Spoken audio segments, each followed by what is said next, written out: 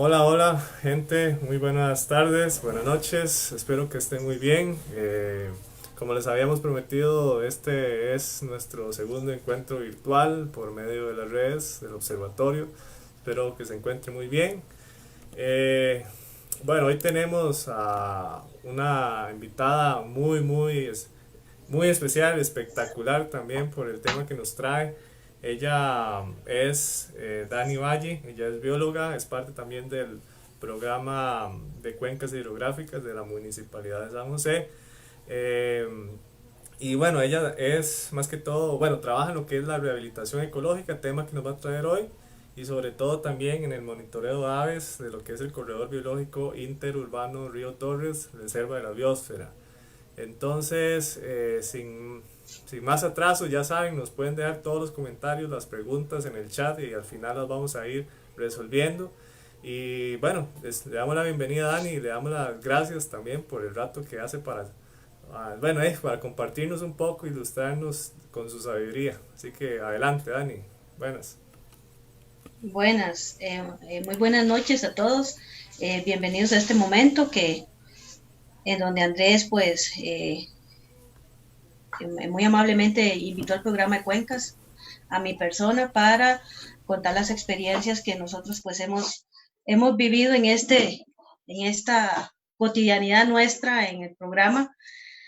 Hoy yo les voy a hablar sobre el, el protocolo para para la rehabilitación y el mantenimiento de las áreas de protección de la GAM. Entonces, vamos a ver, voy a compartirles una presentación.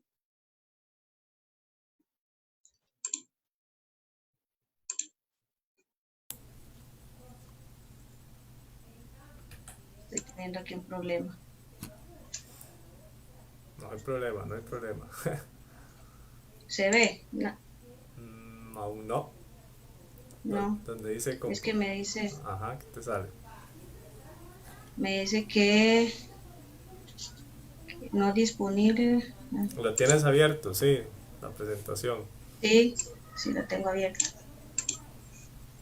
Ahí en Share Screen. Pero es que no me deja compartir la. Usted lo tiene bloqueado Ah, ahí. bueno, sí, sí, perdona. Ahora sí. Detallazo Listo. mío.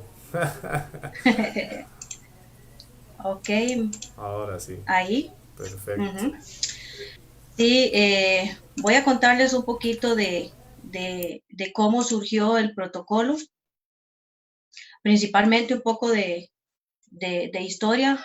Eh, Nosotros como programa nos creamos, el señor alcalde creó el programa a finales del 2011 y en ese momento pues eh, el deseo de él era que nosotros atendiéramos los corredores biológicos, bueno, el corredor biológico que en ese momento estaba y que creáramos más corredores biológicos. A raíz de eso, pues nosotros comenzamos a trabajar con el corredor biológico, con la iniciativa en ese momento del corredor biológico interurbano del Río Torres, buscando alianzas de trabajo eh, con otras instituciones y pues las puertas en ese momento se nos abrieron y comenzamos a trabajar. Ya el programa de Cuenca venía trabajando con la Comisión de Gestión Integral de la Cuenca del Río Grande de Tárcoles, la cual da respuesta o se creó vía decreto para dar respuesta al voto Garavito que se había interpuesto años antes y a partir del decreto del 38071 se crea la comisión y se ordena a través del voto Garavito que la comisión debe cumplir con el mejoramiento de la cuenca del Río Grande de Tárcoles. Entonces, nosotros éramos parte en ese momento de la Comisión de Gestión Integral y pues como parte de estos procesos de cómo intervenir las áreas de protección, en esas reuniones de varias instituciones, pues surge la inquietud de que no había una forma, un manual un protocolo de cómo intervenir las zonas degradadas que estaban a la orilla de los ríos, las áreas de protección, inclusive áreas circundantes a las áreas de protección, que en algunos casos los desarrolladores de proyectos pues comenzaban a hacer sus obras ahí, y el MINAE les ordenaba a ellos pues el área de protección no se toca, más bien tienen que ver cómo la intervienen, y en ese momento pues se usaba el término restauración, entonces cómo la restauran, y, y los desarrolladores tenían que presentarle al MINAE proyectos o formas de cómo lo iban a hacer. Sin embargo, al no haber una herramienta, muchos desarrolladores llegaban con propuestas ridículas, en este caso a la oficina de San José, del SINAC. Entonces, como nosotros, esa coyuntura que hicimos fue con el MINAE, con Fuerza y Luz, con DIGECA, con el Museo Nacional, el MINAE nos gira la propuesta a este grupo de instituciones que estábamos en ese momento muy metidas en este compromiso de ver qué hacíamos, pues que elaboráramos una propuesta de cómo intervenir las áreas de protección de las microcuencas que nosotros teníamos, bueno, en el gran área metropolitana, y eso sería un efecto rebote para, pues, para responder al voto Garavito y al decreto, y cumplir el decreto 38071, ¿verdad? Entonces, ahí es donde nace esa necesidad de dar una herramienta de cómo intervenir esas zonas en donde en el gran área metropolitana las áreas de protección están llenas de escombros, están degradados, son tacotales, son zacate gigante. Entonces, es imprescindible empezar los procesos de rehabilitación para conservar lo que ahí hay, la biodiversidad urbana, porque aunque nosotros vivamos inmersos en la ciudad tiene biodiversidad urbana, tiene fauna, tiene aves, tiene mamíferos. Por supuesto que no de la misma escala que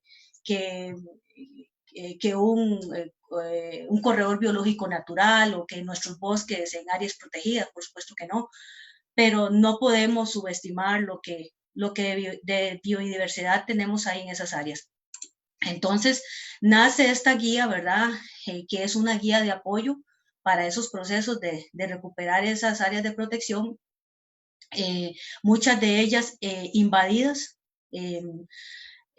con botaderos de escombros, botaderos de basura, viviendas en el puro borde del río, que inclusive ya es un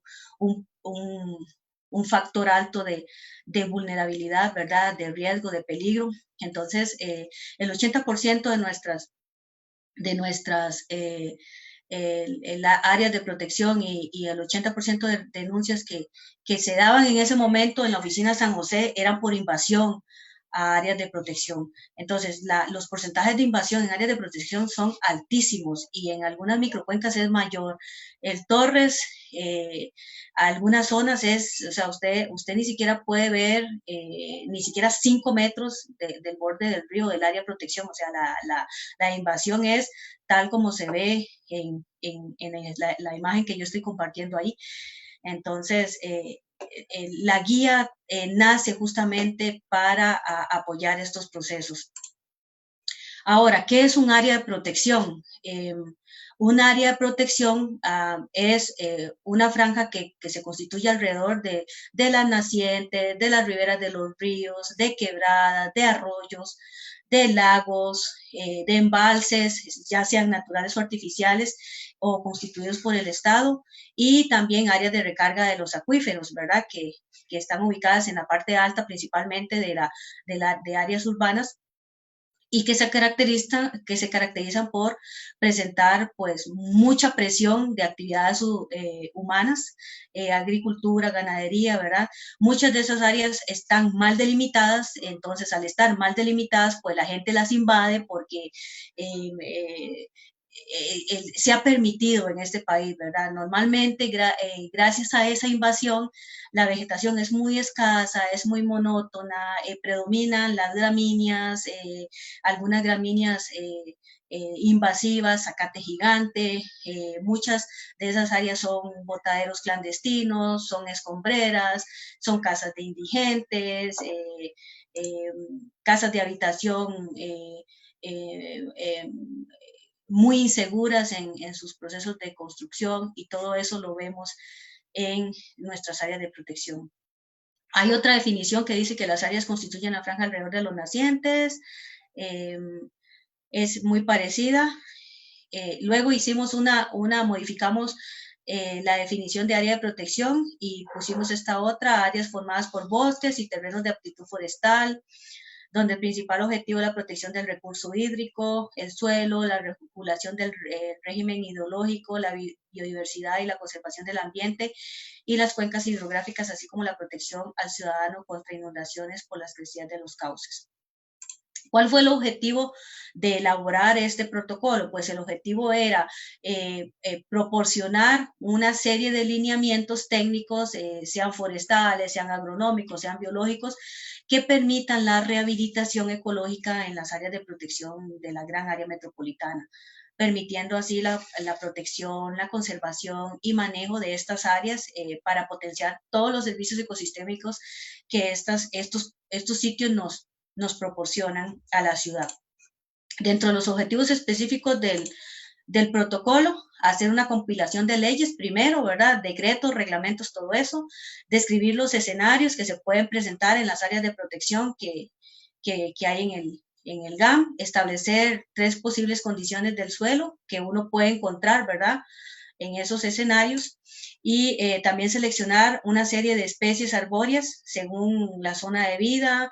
Esas especies arbóreas se categorizaron por el escenario y por la condición del suelo. Algunas especies son más tolerantes a suelos degradados que otras, algunas especies son tolerantes al sol, otras no, otras necesitan sombra para poder prosperar. Entonces, estas especies de sombra deben darse en procesos en donde la rehabilitación ecológica ya esté un poco avanzada, en donde los árboles que se plantaron primero proporcionen un poco de sombra, y pues ya vendrían estas especies exóticas o especies que no requieren tanto sol, más bien sombra. También el objetivo, o dentro de los objetivos, era presentar técnicas amigablemente, ¿verdad?, ambientalmente hablando, para el manejo de agroforestal y orientadas al mantenimiento de esas áreas de protección. Mencionar algunas prácticas importantes para ser contempladas en el manejo y conservación del suelo. Recomendar también cronogramas de trabajo anual para la realización de todas estas actividades que tienen que ver con el mantenimiento y los procesos de rehabilitación. Nuestra área de estudio pues es toda el área de la GAM. Aquí les presento algo de marco legal. Esto creo que no está incluido todo el marco legal que viene en el protocolo, pero pues obviamente uno arranca con la Constitución Política, cuyo artículo 50 nos dice que nosotros tenemos derecho a un ambiente sano y ecológicamente equilibrado. Y a partir de ahí ya viene la ley de planificación urbana, que es un poco antigua, pero bueno, hay que respetarla, la ley orgánica del ambiente, la ley forestal, la ley de aguas, y así una serie de protocolos y decretos que apoyan y en el que nosotros nos fundamentamos, ¿verdad?, para elaborar este documento.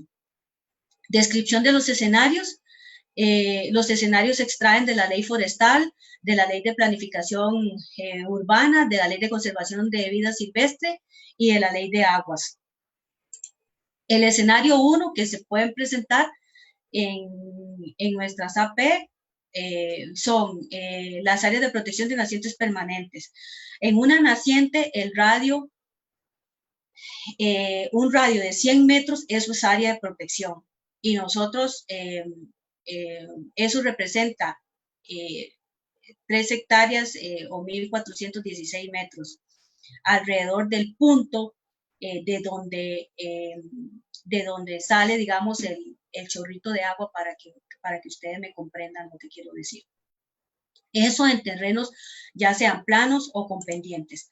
Hay un segundo escenario que son las áreas de protección de cuerpos de agua de dominio público en zona rural o zona urbana con terreno plano. En la zona rural, el retiro debe ser de 15 metros si la zona es plana. En la ciudad, el retiro debe ser de 10 metros y eso significa que en 10 metros, usted no se puede acercar al borde del río en 10 metros, o sea, 10 metros tienen que quedar libres del punto de construcción y en la zona rural 15 metros si el terreno es plano. ¿Qué pasa con el escenario 3? El escenario 3 es las áreas de protección de cuerpos de agua de dominio público también, o sea, cualquier río, quebrada, arroyo, esos son cuerpos de agua de dominio público. En zona urbana con terreno quebrado, la distancia, el retiro o el lineamiento debe ser de 50 metros si la zona tiene pendiente. Entonces, principalmente una pendiente mayor al 40%, que ya son pendientes muy abruptas. Entonces, las construcciones deben ser alejadas 50 metros del cauce. Eso basado en la ley 7575. El escenario 4 son las áreas de protección de lagos y embalses. El retiro es de 50 metros desde el borde del lago o del embalse. O sea, en 50 metros no puede haber ninguna construcción. En esos 50 metros solo debe haber vegetación entre árboles y otro tipo de zacate o otro tipo de arbustiva o lo que sea, pero solo vegetación natural. El escenario 5 son las zonas de recarga acuífera. ¿Por qué pongo un signo de interrogación aquí? Porque el retiro que se debe dejar ya debe ser determinado por órganos competentes establecidos por ley, dígase el INBU, dígase Ministerio de Salud, dígase MINAE, todo eso. Entonces, a partir de donde se delimita el punto en donde se da la zona de recarga acuífera, que es normalmente el borde de la montaña, ahí los órganos competentes deben establecer ellos el retiro. Ahora, en el protocolo también vienen consideraciones a tomar en cuenta antes de rehabilitar. Este documento que yo les estoy hablando es muy grande, entonces en esta presentación lo que se les muestra a ustedes es un resumen de lo que tiene el documento. Entonces, las consideraciones antes de rehabilitar, en el caso de la selección de especies arbóreas, ¿verdad? Primero se tiene que ver cómo está el terreno, cuál es la condición del terreno. Si ese terreno tiene tierra suelta, si fue aterrado recientemente porque hicieron un tiradero de tierra, si ese terreno está invadido por malezas, normalmente malezas muy agresivas como el Penicetum purpureum, que es el zacate elefante, si ese terreno se dejó abandonado y está lleno de es un tacotal urbano, ¿verdad? Con procesos iniciales de una regeneración natural. Además de eso se debe tomar en cuenta la zona de vida. La zona de vida es importante porque cada zona de vida tiene especies de árboles y de plantas que sobreviven mejor en esos puntos. Eso significa, digamos, que hay zonas de vida, en nuestra gran área metropolitana tenemos 4 zonas de vida. Esas zonas de vida están categorizadas por la temperatura y por la cantidad de lluvias que cae al año en ese punto. Entonces, en nuestra gran área tenemos un bosque húmedo, muy húmedo, de premontano, tenemos un bosque húmedo premontano, tenemos un bosque húmedo tropical y tenemos un bosque muy húmedo de montano bajo. Por ejemplo, el bosque muy húmedo de montano bajo son los bosques que nosotros encontramos allá por Goicoechea, por Rancho Redondo, que cuando ustedes van, eso es frío, siempre hay neblina, siempre está cayendo una agüita, usted ve que la vegetación es achaparrada o los árboles son más pequeños, llenos de musgo. Ese es un ejemplo de zona de vida. Entonces, ¿por qué se deben considerar las zonas de vida antes de usted establecer los procesos de rehabilitación ecológica y la selección de especies de los árboles? Porque si usted planta un árbol de una zona de vida en donde la temperatura y donde casi no llueve, la temperatura es alta y llueve poco, por ejemplo, no puedes plantar un árbol que se da en Punta Arenas, como la caña fístula, por ejemplo, en Rancho Redondo. Vamos a hacer esa comparación. Entonces, ¿por qué? Porque a la caña fístula le gusta el clima caliente, caliente y con porcentajes de sol, de radiación solar altísimos. Entre más alto el sol y más le pega el sol a ella, la caña fístula te florea más bella. Los ramos son más grandes, más amarillos y ustedes lo pueden ver, ese árbol entrando a Punta Arenas, que está ahí en el bulevar de entrada a Punta Arenas. Eso es para que ustedes se guíen. Entonces, nosotros debemos considerar las zonas de vida antes de seleccionar las especies. Por eso es importante y lo incluimos en este protocolo.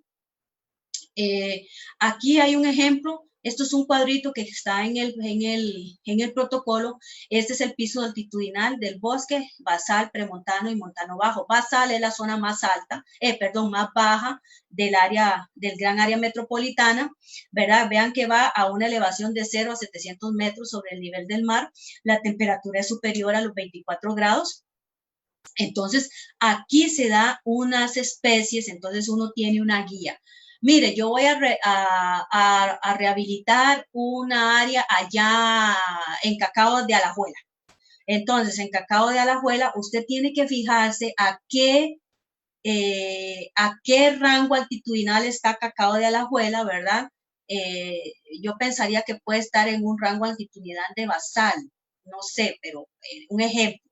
Entonces usted dice, mira, ahí cabe un árbol ahí se adapta bien un árbol de cordia, que es un muñeco, un árbol de terminalia, que son los guayabones o los, bueno, están los ojoches, están las frutas doradas, están los piper, entonces usted se guía por esto. Entonces nosotros acá hay una lista de especies que se adaptan a cada zona. Por ejemplo, en las zonas más altas, ¿qué les gusta a cuáles árboles les gustan las zonas altas?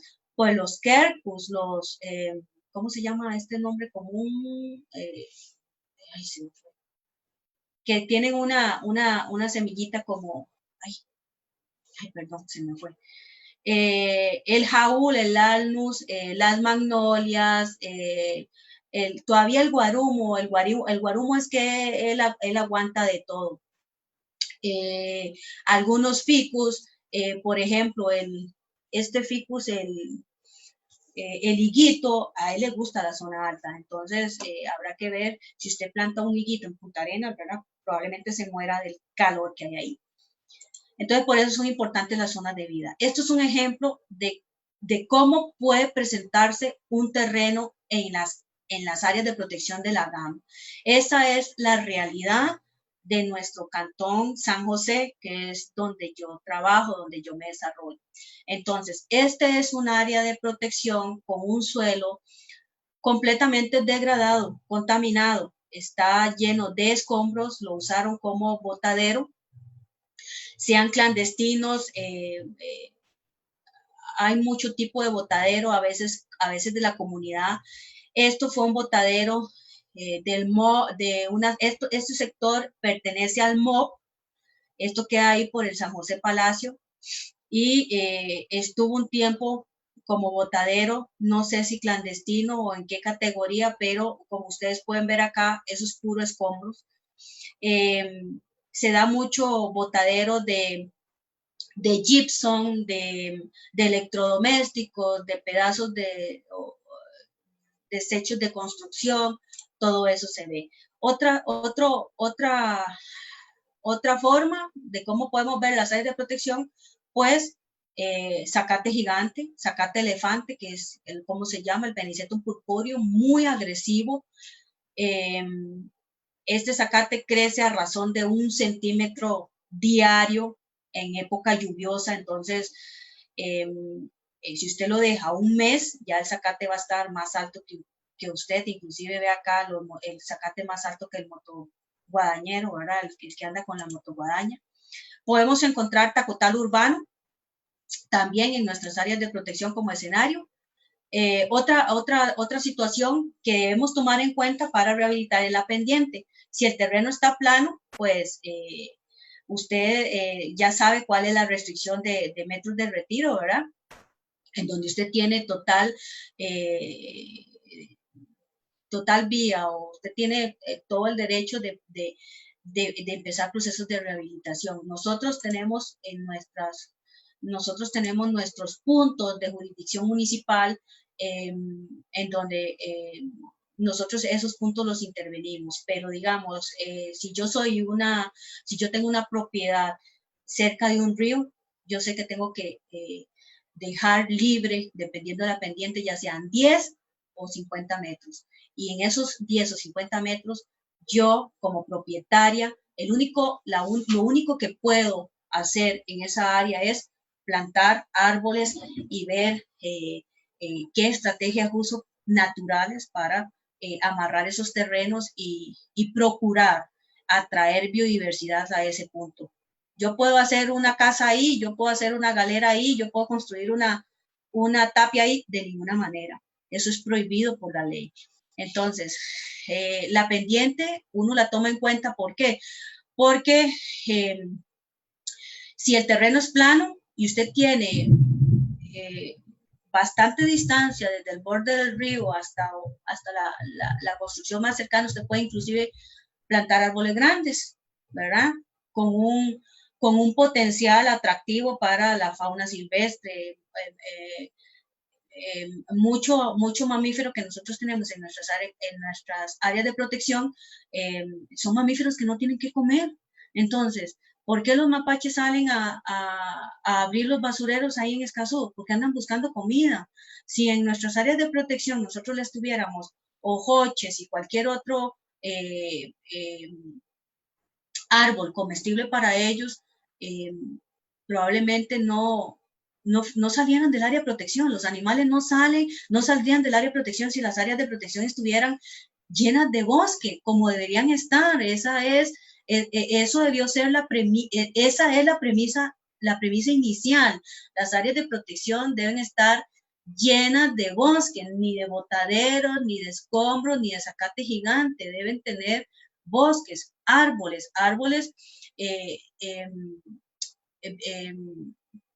de diferentes especies, ¿verdad? Como es un bosque.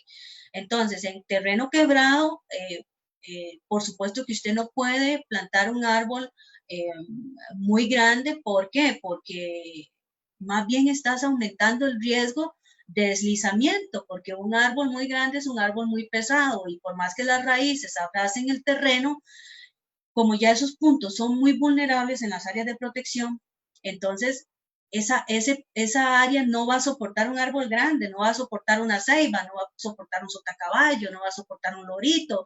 Entonces, por eso uno tiene que atender a la pendiente antes de iniciar eso. El suelo, pues la calidad del suelo también se relaciona también con la pendiente, ¿verdad? Puede ser en terrenos planos, y si había un cafetal, puede ser que ese terreno sea fértil, ese suelo sea fértil.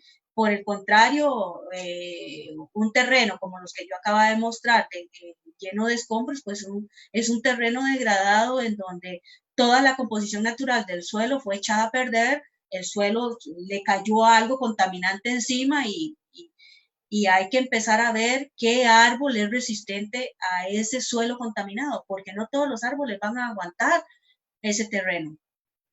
Hay terrenos hay suelos, que pueden ser pedregosos, y suelos también que pueden ser inundables o que se llenan de agua en época lluviosa. Por ejemplo, en Pavas, ahí por donde vive Andrés, en Santa Fe. No sé si Andrés ha tenido la experiencia con lo que se le llama barro de olla.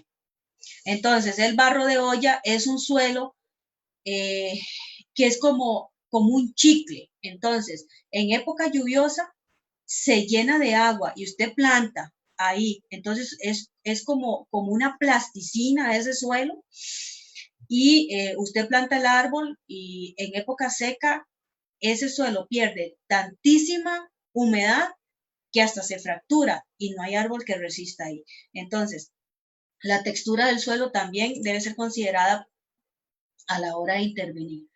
Ahora, en el protocolo también vienen las especificaciones técnicas para la selección de especies, para la selección de los árboles. Principalmente se deben escoger árboles de importancia ecológica. ¿Qué significa esto? Que sean árboles que brinden alimento a la fauna silvestre urbana que sí tenemos. Entonces, darle prioridad a esos árboles, ¿verdad? Y luego valorar también el potencial ornamental, las flores. ¿Por qué? Porque las flores no solo atraen aves, atraen mariposas, atraen murciélagos en la noche, atraen otros mamíferos nocturnos que les gustan las flores. Entonces, además del potencial paisajístico que nosotros podemos darle a un área de protección, ¿verdad? Que se vería muy lindo un área de protección, usted pasa a la orilla de un río y que lo vea con manchitas de colores de las diferentes flores, de los árboles, eso posee un valor, eso aporta un valor paisajístico. La altura de los árboles, lo ideal es que esos árboles que ustedes van a plantar en áreas de protección superen el 1,5 metros, ¿verdad?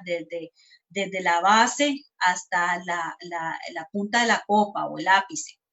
El tronco, el grosor del tronco y la altura del tronco, pues lo ideal es que ese tronco sea de un solo eje, que no sea bifurcado, que sea un solo eje, ¿verdad? Recto y libre de ramas, ¿verdad? Laterales desde acá abajo, sino a partir del metro, ¿verdad? Que tenga ramas a partir del metro. El diámetro tiene que ver con el grosor del tronco. Entonces, principalmente que sea de un diámetro de 5 centímetros de DAP. Y el tronco no debe estar marcado por perforaciones o que tengan algún huequito que ustedes digan, mire, aquí hay un insecto o aquí hay alguien que está dentro del tronco. No, el tronco no debe tener perforaciones que indiquen un daño físico o que hay un insecto ahí metido, ¿verdad? Como esos abejones que se les llama barrenadores. El adobe del árbol, el adobe del árbol es la bolsita, la tierra y donde viene la tierra donde viene el arbolito sembrado o plantado. Entonces, ese adobe debe ser proporcional el tamaño de él al tamaño del árbol, ¿verdad? Un árbol de 1 metro no puede tener una bolsita de este tamaño. ¿Por qué? Porque significa que ese árbol en vivero se manejó mal, se manejó en un lugar en donde había poca sombra y el árbol se elongó buscando luz. Entonces, cuando usted planta un árbol así muy elongado, muy alto y muy delgadito, ese árbol se te tuerce, el viento lo va a terminar de malformar, él no va a ser un árbol resistente. Entonces, por eso es muy importante que ustedes se fijen en el adobe. El adobe no puede ir roto, perdón, la bolsa no puede ir roto y las raíces del arbolito no deberían ir expuestas, o sea, fuera de la bolsa, ¿verdad? Eso significa que ese árbol estuvo mucho tiempo en vivero. La copa, pues la copa debe ser de un diámetro mínimo de 75 centímetros y el follaje debe estar en muy buenas condiciones, o sea, que no tenga, que las hojas no tengan manchas, no estén amarillas, no tengan manchas negras, no estén picadas por insectos, lo que indica que alguien se lo comió, nada, no, el follaje no debe llevar muestras de picaduras de insectos, ni de hongos, ni de nada. Debe ir saludable, verdecito, y principalmente no dejar que el arbolito se deshidrate. Los protocolos de plantación. Para la plantación, lo resumimos así. Realizar un plano del área donde ustedes van a intervenir. Después hacer una chapia, ¿verdad? Para evitar que ese sitio agarre fuego por el zacate gigante. Se le puede llamar también senderos de mantenimiento y senderos cortafuegos. Normalmente son como las rondas que ustedes hacen alrededor del sitio en donde van a plantar. La preparación del terreno según las condiciones que tenga el mismo. Si el terreno está lleno de escombros, pues hay que sacar escombros. Si el terreno está lleno de basura, pues hay que sacar basura. No se pueden plantar los árboles encima de basura, ni de latas viejas, ni de plástico, ni de lavadora, nada de eso, ni de llantas, nada de eso. Lo ideal es que el terreno se limpie previamente. Es ideal que los árboles se coloquen en el sitio antes de la plantación. El traslado y la colocación del árbol en el punto es fundamental porque eso evita que el árbol se maltrate. Eso debe quedar bajo la responsabilidad del responsable del proyecto, llevar los árboles y colocarlos. ¿Por qué? Porque el profesional responsable es el que sabe dónde va cada especie plantada. El sitio se marca y uno dice, bueno, dependiendo de la pendiente, bueno, aquí puede ir un malinchito, aquí puede ir un sotacaballo porque tiene espacio, aquí puede ir un lorito porque también tiene espacio, es un área plana ¿verdad? Y a él se le va a favorecer. Entonces, el profesional es el que selecciona los puntos en donde se van a plantar esos árboles y el profesional los traslada al sitio de plantación para evitar que que si la gente lo hace, vaya a agarrar ese árbol del tronco, vaya a quedar con el árbol en la mano, con el tronco en la mano y el adobe ahí caído. Los árboles se deben agarrar desde la bolsa y no desde el tronco. Entonces, esos detalles tan pequeños permiten que los arbolitos no sean maltratados antes de ser plantados. Cuanto menos se maltrate un árbol antes de ser plantado, más éxito va a tener en la sobrevivencia, porque ahorita más adelante lo vamos a ver. Los árboles en áreas de protección tienen muchos factores en contra para sobrevivir.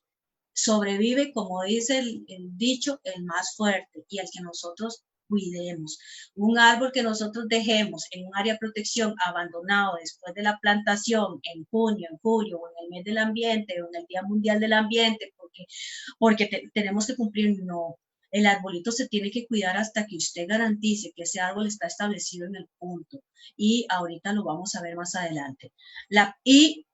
Al final, pues ya la plantación de árboles con la gente, uno le da las indicaciones de seguridad a las personas, les indica cómo se hace el hueco, les indica qué se debe echar en el hueco antes de plantar el arbolito, cómo se planta el arbolito. Todas esas indicaciones se dan en el momento de la plantación. Ahora, el mantenimiento agrosilvicultural. ¿Qué significa eso? Pues una vez que yo planto los arbolitos, lo ideal es que yo haga un levantamiento geográfico de cada arbolito para medir porcentajes de sobrevivencia, para tener un dato de, mire, plantamos tantos árboles de tantas especies en ese punto. Se le debe hacer rodaje a cada árbol, o sea, si nosotros dejamos que el arbolito quede ahí a su suerte, lo va a inundar el zacate gigante y otras gramíneas agresivas, entonces lo van a ahogar. Nosotros debemos verificar que la zona siempre esté favorable para que ese arbolito se desarrolle y eso incluye el control del zacate gigante. Si es necesario, debemos aplicar algún combate químico por contacto. Eso es una técnica que patentó la UCR, que es aplicar los agroquímicos como con un paño sobre el zacate recién cortado para matar la cepa. Ese método lo creó un señor que se llama Primo Luis Chavarría, si no me equivoco, y lo patentó la UCR. Es como que usted tendiera un palo de piso con un trapo impregnado de algún químico y herbicida, y usted lo pone en contacto con la cepa y no lo hace por bomba, ¿verdad? Entonces este método no es tan contaminante. Más adelante les voy a hablar de la experiencia de nosotros como programa de cuencas. Las podas sanitarias y el mantenimiento son fundamentales porque el arbolito, si un arbolito tiene una rama mal podada o se quebró en el proceso de plantación, esa rama se debe eliminar. Entonces, las podas sanitarias y el mantenimiento son fundamentales para darle forma al árbol y para evitar que se llene de hongos. Y aplicar abono o fertilización en el resto del año que queda. Este es un cronograma anual que se hizo para esas actividades, realización del mapa del área. Ves que aquí está la realización del mapa entre enero y marzo. El levantamiento geográfico de agosto a septiembre, luego las plantaciones. Y así, ¿verdad? La plantación de los árboles, ¿cuándo se hacen? De mayo a julio, más o menos, que es la época época lluviosa. Y en los anexos se tiró lo que es la lista de especies recomendadas, que son más de 150, creo. Se hizo referencia al deshiervador ecológico, que es este que les acaba de hablar.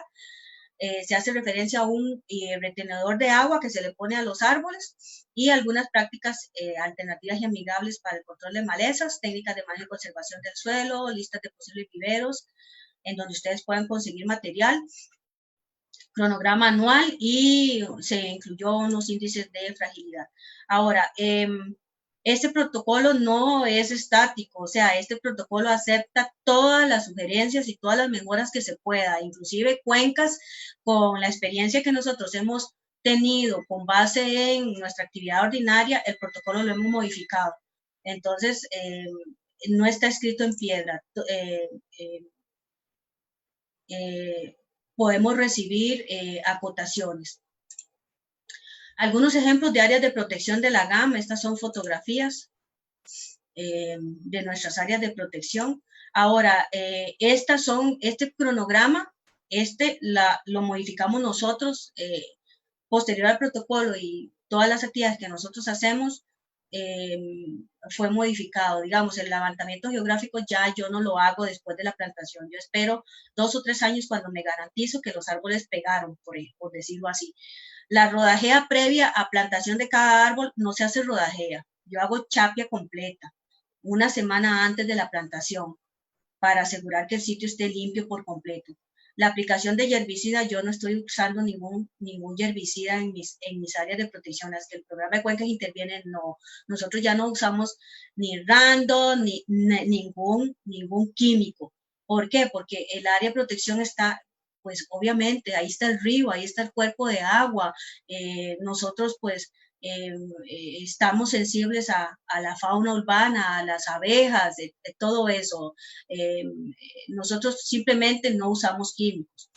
La rodaje de mantenimiento se hace chapia completa. Yo sé que ahí hay los pros y los contras de eso, pero nosotros chapeamos los áreas que tenemos, arbolitos cada 22 días. Las podas sanitarias se quedan, la aplicación de abono lo sigo haciendo. Y las plantaciones se han extendido inclusive con el cambio climático hasta septiembre, principios. Antes nosotros jamás plantar en septiembre, pero nosotros hemos tenido épocas, años, en donde en junio no empezaba a llover parejo, por decirlo así. Entonces nosotros hemos tenido que atrasar nuestros programas de plantación. Entonces, al atrasar, como tenemos una serie de plantaciones, una cantidad de plantaciones, entonces hemos plantado hasta inclusive septiembre, y ese año ha llovido, por ejemplo, hasta diciembre. Entonces, lo ideal es que el arbolito tenga 4 meses de lluvia, cuando menos, pero hemos tenido esas situaciones que se salen de lo normal. El levantamiento geográfico, ya yo lo hago cuando un árbol está a este nivel, ya está establecido. Ese arbolito no se va a morir así porque así. Entonces, ese árbol solo se va a morir si alguien lo corta, si hay mano criminal. Ese árbol no se va a morir porque le faltó agua, porque ya no resistió la época seca, ya no se va a morir porque se lo comió la zompopa. Entonces, a eso me refiero. Estos son ejemplos de áreas que nosotros tenemos intervenidas. Vean que la chapia se hace completa. Yo no hago ya rodajea porque el zacate elefante es demasiado agresivo. Ahora, ¿cuáles son los pros y los contras de una chapia completa o chapia al 100%? Pues lo que yo he visto es esto. Aspectos negativos. Obviamente con una chapia completa yo no estoy favoreciendo la regeneración natural pasiva. ¿Por qué? Porque si hay un arbolito que viene para arriba de una semilla X que cayó, la motoguadaña lo va a arrancar. En suelos con pendientes, pues el problema ¿cuál es? Que estoy arrancando el zacate gigante. Entonces, aunque yo no estoy arrancando la cepa, pues el zacate gigante lo voy a empezar a controlar con mis chapias. Entonces el zacate gigante, el zacate elefante, en realidad es que antes le decíamos zacate gigante, pero luego nos dijeron que no era zacate gigante, que se llamaba zacate elefante. Pero bueno, el Penicetum purpureum, que así se llama, el zacate elefante, no es del todo malo, o sea, nosotros no podemos satanizarlo. El zacate elefante en área de pendiente está amarrando el terreno. Entonces, si nosotros no vamos a intervenir un área de pendiente en nuestro cantón, ese zacate no se toca. Entonces, esa área se queda ahí hasta que nosotros vayamos a tomar una decisión de, bueno, vamos a intervenir esa área, entonces sí, empezamos a chapear el zacate gigante, elefante, perdón, y comenzamos a plantar paulatinamente, porque los procesos de rehabilitación son lentísimos y son muy difíciles. Entonces, en los suelos con pendientes, por supuesto, si nosotros estamos controlando el zacate elefante al 100%, pues estamos quitándole fuerza y va a llegar un momento en donde va a ser sustituido por otra gramínea menos agresiva, pero el zacate elefante está amarrando el terreno. Las aves, por ejemplo, ¿es un aspecto negativo la chapia para ellas? Sí. ¿Por qué? Porque en el zacate elefante es un punto de refugio para las aves, principalmente para los semilleritos, que son estas aves que comen semillitas del zacate elefante. Entonces, nosotros hemos visto que cuando nosotros tenemos el zacate gigante grande en una de nuestras áreas, hay una dinámica de semillerito muy interesante. Cuando nosotros hacemos chapia completa, se repliegan al borde del río, en donde el zacate elefante no lo podemos tocar por pendiente y porque está cerca del río. Entonces, la anidación también, las aves anidan en el zacate elefante, algunos aves que son de piso, nosotros hemos encontrado nidos ahí abajo. Las abejas también, ¿por qué? Porque con una chapia completa, las arbences que proporcionan flores para las abejas, se las vuela el motoguadañero. Entonces, ¿nacen pronto? Sí. ¿Y florean pronto? Sí. Pero en ese momento nosotros les estamos eliminando por un periodo por lo menos de 15 días la floración a esas plantas y las abejas pues son las que sufren. El camuflaje de la fauna, sí, en el zacate elefante y la fauna también se camufla. Los aspectos positivos, la disponibilidad de nutrientes. ¿Qué significa esto? Que nosotros chapeamos y ahí queda el zacate. Entonces ahí queda y eso es reciclaje de nutrientes. La remediación de suelo en materia orgánica, ¿verdad? Lo que les estoy diciendo, el agua. El aspecto positivo es que, digamos, si nosotros tenemos arbolitos ahí y nosotros dejamos el zacate gigante alto, va a haber una competencia por agua. Entonces, el zacate gigante necesita también agua y los arbolitos también. Entonces, va a haber una competencia. La fijación de carbono atmosférico, pues el zacate fija carbono, nosotros lo chapeamos, lo cortamos, vuelve a crecer y está fijando otra vez. Eso es un ciclo. Entonces estamos favoreciendo la fijación de carbono. En suelos con pendientes, el aspecto positivo es que está amarrando. El control de plagas, aspecto positivo, ¿verdad? De que cuando el zacate está alto, las plagas abundan, las ratas y otros bichos ahí abundan en el zacate alto.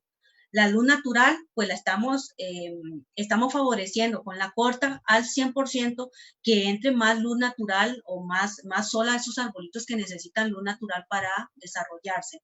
El efecto visual es fundamental, porque nosotros tenemos, por ejemplo, un área ahí en Plaza Mayor, en Romoser, y esa área, cuando nosotros la intervenimos, era un sitio espantoso, en donde el zacate gigante, como era lo que prevalecía, entonces usted veía ese sitio abandonado. Ahora, con los arbolitos y con una chapia completa y solo ver los árboles, ahora es el efecto visual cambió radicalmente. El zacate grande favorece el botadero clandestino, los botaderos clandestinos. Entonces, al haber chapia completa y estar limpio el sitio, la gente respeta un poco más. Y por supuesto que el control de incendios también, porque en épocas secas, si nosotros dejamos el zacate alto y no hacemos chapia completa, una chispa que caiga ahí por cigarro, por indigentes que queman cobre, eso agarra fuego en un instante y eso implica la pérdida de los árboles que nosotros tenemos en esos puntos. Entonces, el uso de guías y tutores es otro punto. Nosotros usamos guías y tutores con los arbolitos que plantamos y esos guías y tutores están marcados para que el motoguadañero los vea. Otra situación que nosotros hemos tenido, por ejemplo, es el anillamiento de los árboles. Por más que nosotros hemos sensibilizado a los motoguadañeros, ha sido muy difícil esto. Entonces nosotros ahora, nuestra experiencia nos ha mostrado que nosotros poniendo esto, que son simples botellas plásticas, vamos a evitar que el anillamiento se dé. Entonces eso lo estamos implementando después del protocolo, si no lo hubiéramos puesto ahí. Las abonadas se hacen en época lluviosa y son fundamentales principalmente para los arbolitos que están pequeñitos. Entonces nosotros chapeamos y después de que chapeamos se hacen las abonadas. El control o eliminación de zompoperos es un trabajo constante en las áreas de protección, porque en áreas de protección los arbolitos tienen que luchar contra la sequía en época seca, contra las zompopas, contra los incendios forestales por vandalismo, por lo que sea. Por los motoguadañeros, o sea, son varios factores en contra que tiene un árbol en desarrollo en áreas de protección, además de que el suelo está contaminado y hay árboles que no pegan en suelos contaminados, entonces son un montón de factores. Entonces nosotros si podemos evitar o controlar algunos de esos factores, pues el árbol va a tener más éxito. Nosotros vamos a tener más éxito en que ese árbol llegue a adulto y que luego nosotros podamos ver una mancha ya establecida en esas áreas que antes estaban peladas y llenas de zacate elefante. Entonces, ¿controlamos los zompoperos? Sí. Entonces, tratamos de eliminar los zompoperos casi que al 100%, sí podemos, pero es muy difícil. Las podas de formación se hacen pegaditas al tronco en la marca que tiene el anillo anular acá, que se le llama anillo anular. Entonces las podas, se corrigen podas que vienen mal hechas del vivero, de arbolitos que vienen del vivero con podas mal hechas, se corrigen, y podas de formación. También, si hay un arbolito que queremos formarlo, pues intervenimos con podas. El mantenimiento debe ser continuo y individualizado para cada árbol. O sea, yo tengo que ver el arbolito de forma individual. Si yo quiero que ese arbolito pegue, por así decirlo, y que llegue a grande, yo tengo que verlo individualmente. Los programas de rehabilitación necesitan contar con un vivero de donde usted se provea del material vegetativo que califique para esos programas, para que tengan las especies idóneas para esas actividades. Ahora, ya para finalizar, las áreas en donde nosotros hacemos rehabilitación ecológica, lo ideal es que estén rotuladas. ¿Por qué? Porque eso da un mensaje a la gente que pasa, le damos, la gente dice, mire, aquí está la municipalidad trabajando, o aquí está la comunidad tal trabajando. Entonces, la rotulación es fundamental, sea rotulación de no tirar basura, de no procurar incendios, o sea, de lo que sea, así sea un mensaje, como dicen, a la conciencia, pero deben estar rotulados, ¿verdad? Porque es también una forma de apropiación de nosotros del espacio. Y eso sería todo por el momento. Estas son algunas del material que nosotros tenemos y por supuesto una melipona que nosotros, especies de abejas que nosotros tenemos en nuestras áreas de protección. Entonces, con gusto, si hay alguna pregunta, estoy para servirles. Vamos a ver. Bueno, Dani, no, muchísimas gracias. Realmente estoy muy contento porque la información que nos diste es muy completa y al menos para los que vivimos aquí en Santa Fe o bueno, cercano al río Tiribí, tenemos un contexto que esto nos puede ayudar mucho para mejorar la gestión comunitaria en estos espacios naturales. Eh, bueno, para responderte lo del barro de olla, que aquí lo apunté, sí, es cierto, que hay barro de olla, es muy arcilloso en este momento el suelo. Terrible. Sí, estuvimos recibiendo saludos y también consultas, te voy a pasar un par. Nos decía Luis Diego Arcia si estos protocolos, perdón, entonces pueden ser aplicados a nivel nacional. El protocolo principalmente es para el gran área metropolitana, ¿verdad? Ya para aplicar a nivel nacional, ya hay que considerar las zonas de vida. Por ejemplo, en Guanacaste ya no están las zonas de vida que se mencionan acá, quizás, ¿verdad? En Guanacaste es una zona llana, caliente, Punta Arenas, no están estas zonas de vida que se mencionan en el protocolo porque el protocolo fue ideado para el gran área metropolitana, pero si la persona conoce las especies que se pueden dar en el sitio, y conoce el clima y los patrones de lluvia, pues adelante, utilice del protocolo lo que bien le parezca, o sea, saque lo que le sirva y lo único que hago salvedad es eso de las zonas de vida y las especies, pero si la persona sabe cuáles son las especies que predominan en su sitio, pues adelante, use el protocolo lo que le sirva. Claro. Y si no, con mucho gusto yo pienso que en la comunidad tal vez haya alguien que conozca ese asunto de patrones de clima y humedad y de especies, si es que la persona no está empapada en ese tema, que le pueda colaborar. Sí, nos dicen también cuál es la mejor manera de eliminar los zompoperos. Los zompoperos los zompoperos y yo tenemos una lucha sin cuartel. Ellos no me dan tregua a mí y yo no les doy tregua a ellos. Mire, yo he tratado con mucho producto. Les puedo decir que con los cebos ni pierdan tiempo ni gasten dinero. Los cebos, la zompopa se lo lleva una vez, se lo lleva 2 veces, pero no se lo lleva una tercera vez.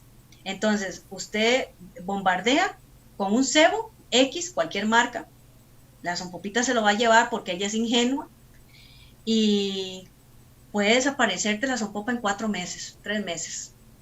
Pero cuando viene porque usted no está matando, no controlaste el hongo de la zompopa, entonces, ni tampoco mataste a la reina. Entonces usted mata porque el cebo normalmente va dirigido al hongo que ellas tienen adentro del zompopero, que es del que ellas dependen, o inclusive hay algunos cebos que pueden contaminarlas a ellas. Entonces ellas al contaminarse y chuparse, entonces se mueren. Pero ahí está la reina y la reina va a seguir poniendo huevos. Entonces la segunda, digámoslo así, generación de zompopas que sobrevivieron, que nacieron nuevas, malas que sobrevivieron, una segunda vez no se llevan el cebo. Entonces yo he probado con Ormitox, con unos de Evergreen, y ahora estoy probando con Lorsban y con Omitox, que son un polvo blanco. Ese lo aplico con una bomba especial para aplicar polvo. Entonces ustedes lo pueden conseguir, yo ese realmente lo consigo aquí en un negocio agrícola que hay en Heredia, muy conocido, ya luego les podemos decir, ¿verdad? Es una bomba especial para aplicar ese polvo y es especial para matar zompoperos. Entonces la bomba es como un inflador y tiene una manguerita, usted llena el tarrito con el químico ese y bombardea por los huequitos, bombardea y tapa la chimenea o tapa el huequito y usted las controla. Cuando ellas vuelvan a salir, usted tiene que volver a controlar y así hasta que elimine el zompopero, hasta que hasta que como usted mata a la zompopa arriera, entonces va a llegar un punto en donde ya no va a haber hoja, porque no van a haber arrieras, entonces no van a haber hojas en el hongo va a empezar a morir y tienes que llegar al punto en donde la reina se quede sin comida, por así decirlo, se quede sin arrieras y sin las otras zompopas, o sea, se queden sin hongo, pero no porque mataste el hongo, sino porque controlaste la población de zompopas. Exacto. ¿Ves? Entonces tienes que continuar, y eso es una lucha continua. ¿Por qué? Porque las zompopas se reproducen en invierno, ahorita lo podemos ver, o sea, ya acaba de haber la danza de las zompopas, ¿verdad? En donde salen las reinas para hacer nuevos zompoperos. Entonces esa es una lucha continua. Pero no se rindan. Sí, totalmente. Sé lo que es eso.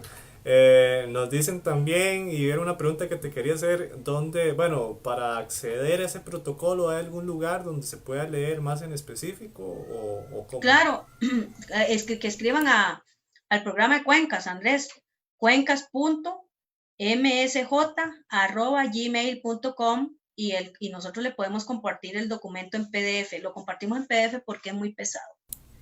Okay. Pero con mucho gusto, pues el protocolo está a disposición del público. Por cierto que ese protocolo fue oficializado por el MINAE. El MINAE dio el aval, fue presentado al MINAE y el MINAE lo avaló. Entonces no es algo que nosotros estemos haciendo por encima del ente rector de los recursos naturales de este país.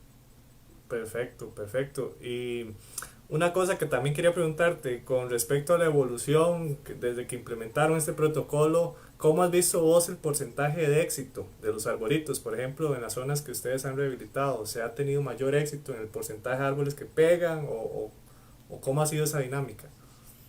Sí, de hecho, posterior al protocolo, como yo les mostré, hemos venido teniendo mejoras al protocolo. ¿Por qué? Por la misma experiencia que nosotros vivimos diario a diario. Por ejemplo, hay especies que uno dice, aquí no pegan. O sea, por más que a mí me guste ese árbol y yo quiera establecerlo en este punto, no pega. Entonces, lo que es los cuidados que hay que tener cuando se entra a chapear los motoguañeros. Vea que ya nosotros, ya para del año pasado para acá, inclusive antes, implementamos lo que fue ponerles una barrera protectora al tronco de cada árbol. Y este año, ya para el 2020, nosotros, el programa de Cuencas, le pusimos a todos nuestros arbolitos que están en las áreas de protección y que están pequeñitos, y que ya ellos con un anillado de la motoguadaña, del nylon, ya por ahí les entra hongo. Entonces nosotros todos los tenemos ya protegidos. Hemos implementado el retenedor de agua, que ha sido un éxito.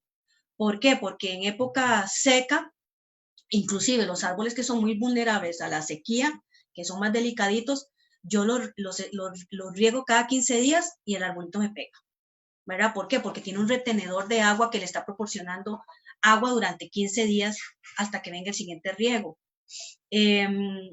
Nosotros hemos visto cuáles especies son más aptas y cuáles no. Nosotros hemos perfeccionado las técnicas de podas de mantenimiento y de formación, porque antes no las hacíamos. Hemos estado controlando más intensivamente las zompopas. Hemos estado con las intervenciones de lo que es chapia y limpieza del sitio cada 22 días, máximo un mes, sistemáticamente. O sea, eso ya está en nuestro cronograma de actividades ordinarias, y eso garantiza entonces que el área no se abandone y que los arbolitos, pues, por supuesto que aumente los porcentajes de sobrevivencia, porque ya desde que nosotros comenzamos a implementar el protocolo, por ejemplo, no hemos vuelto a tener incendio que afecte nuestras áreas. Inclusive el año, ahora terminando la época seca, se incendió la zona esa del San José Palacio, y nosotros tenemos los vientos de frente, los vientos del norte los tenemos de frente. Se nos incendia al frente y los vientos traen las chispas. Y como nosotros teníamos chapeado, el incendio corrió, se corrió bajo y la mayoría de los árboles no se quemaron, no se nos quemaron. Entonces, Súper, eso es bueno para nosotros, claro. porque usted sabe que se te queme un árbol que tiene 4 años, 4 metros, 5 años, 3 metros, o sea, es muy triste y es muy frustrante para nosotros. Entonces, el protocolo nos ha venido a nosotros, no solo a enseñar esas técnicas de cómo mejorar y cómo hacer las cosas mejores para que los porcentajes, para que los árboles peguen más, ya. Entonces nosotros, gracias a esas mejoras que hemos venido haciendo, ya yo pues feliz porque yo voy a un área y veo un arbolito que ya me puedo poner bajo su sombra. Eso es demasiado motivante para mí, ¿verdad? Que Claro. cuesta tanto, es que los procesos de rehabilitación ecológica no se desanimen cuando ustedes los inicien, no se desanimen nunca. ¿Por qué? Porque son muy lentos, pero si ustedes son constantes y ustedes no se rinden, van a lograr algo bien bonito y van a lograr que una zona degradada se convierta en una mancha de arbolitos establecidos con copas bien definidas y que ustedes van a empezar a ver una dinámica de aves, de mamíferos, entonces eso te llena mucho. Entonces, sepan que los procesos son muy lentos, pero si uno no se rinde, va a lograr resultados exitosos. Y nosotros, nuestros procesos, imagínense que nosotros venimos interviniendo en nuestras áreas desde el 2007. ¿Cuántos años tenemos? 13 años. Ujú. Y ya hay algunos puntos en donde ya no los tocamos, porque ya los árboles están establecidos y ya tienen copas, inclusive traslapadas. Entonces, ya el zacate gigante, usted no lo ve con esa agresividad. Ya usted ve las cepas muy débiles. Entonces, ¿por qué? Porque ya hay sombra. Entonces, los procesos son muy lentos y a veces es muy frustrante, pero si ustedes no se rinden, lo logran, como lo hemos logrado nosotros. Sí, no, me encanta este mensaje, Dani, porque yo creo que es como el rostro de toda la conservación en general, ¿verdad? Que son procesos lentos, son procesos que hay que llevar muchas Sí. pruebas, muchos errores, y es precisamente esa perseverancia donde hay comunidades que han tenido éxito, ¿verdad? En sus proyectos. Y creo que en nuestro caso podemos llegar a tenerlo siempre y cuando primero tengamos el interés por conocer lo que tenemos y luego después cómo gestionar de una manera armoniosa, más que todo. Algo que en estos tiempos nos hace mucha falta, volver a recordar eso que vos decís, el árbol que está ahí donde yo puedo ir a juntarme con mis amigos, mi familia, a leer un libro, a tocar un instrumento, no Sí. importa. Y esa es esa vitalidad de la que Ujú, nosotros llamamos, que son espacios que nos están llamando a volver a recuperar, o sea, a rehabilitarlos, que es la palabra al fin y al cabo. ujú, Eh, ujú. Al Sí, compañero Luis, ahí yo le puse ya el correo muy bien. cuencas.msj@gmail.com y que se comuniquen con Dani, cualquier cosa. Con mucho gusto. Y ahí les proporcionamos el protocolo, con mucho gusto. Bueno, Dani, yo creo que ya vamos cerrando la transmisión. Agradecemos mucho a quienes nos vieron, los mensajes de siempre de saludo. Para eso estamos, ¿verdad? Estamos en un mes ambiental también y todas estas charlas nos caen bienísimo. Como siempre, dejamos una sorpresa al final. El lunes tenemos otra charla más con la compañera Gaby Sánchez otra vez. Y bueno, de verdad otra vez agradecerle montones a Dani por el ratote y el conocimiento que nos compartió. Con mucho gusto. Estamos para servirle cualquier cosa, cualquier consulta, estamos para servirle desde el programa de Cuencas. Bueno, muy buenas noches a todos y nos vemos pronto. Chao. Chao.